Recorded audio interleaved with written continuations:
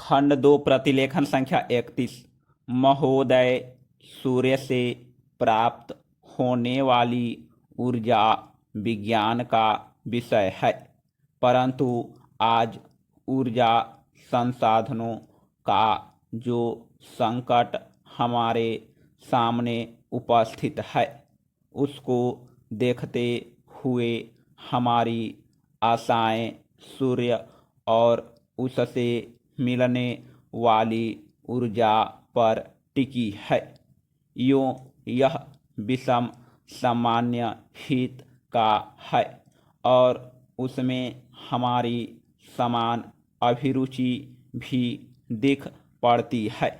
अतः इस पाठ में सौर ऊर्जा की संकल्पना और उसकी उपयोगिता पर स्फुट विचार अर्ध तकनीकी भाषा में यहाँ प्रस्तुत है। ऊर्जा संसार के प्राणियों के जीवित रहने और दैनिक कार्यों के लिए परम आवश्यक है। पेड़ पौधों सूर्य से ऊर्जा ग्रहण करते हैं। सूर्य से प्राप्त होने वाली ऊर्जा को ही सौर ऊर्जा कहते हैं। समस्त स्रोतों से ऊर्जा प्राप्त करते हैं। ऊर्जा के बिना न तो जीवन संभव है और न ही कोई कार्य हो सकता है। इसलिए मानव प्राचीन युग से लेकर आज तक ऊर्जा प्राप्ति के लिए अनेक स्रोतों और प्रक्रियाओं को खोजता रहा है। ऊर्जा जिन साधनों से प्राप्त होती रही है, उन्हें हम ऊर्जा प्राप्ति के पारंपरिक स्रोत कहते हैं। स्रोत हैं लकड़ी, कोयला, पेट्रोल, मिट्टी का तेल आदि। इनसे हम ऊर्जा प्राप्त करते हैं। वायु और जल को भी ऊर्जा के स्रोत के रूप में प्रयोग किया जाता रहा है। आधुनिक युग में विज्ञान ने ऊर्जा के और नए स्रोत निकाले हैं। इन्हें आजकल गैर पारंपरिक स्रोत कहा जाता है। आज ऊर्जा के अनेक रूप हमें ज्ञात हैं। ईंधन वाली ऊर्जा, पवन ऊर्जा, जल ऊर्जा, जीवाश्मी ऊर्जा या जमीन के नीचे पथराए ईंधन वाली ऊर्जा, गैस ऊर्जा, परमाणु ऊर्जा, तापीय ऊर्जा, भूतापीय ऊर्जा, ज्वार ऊर्जा आदि।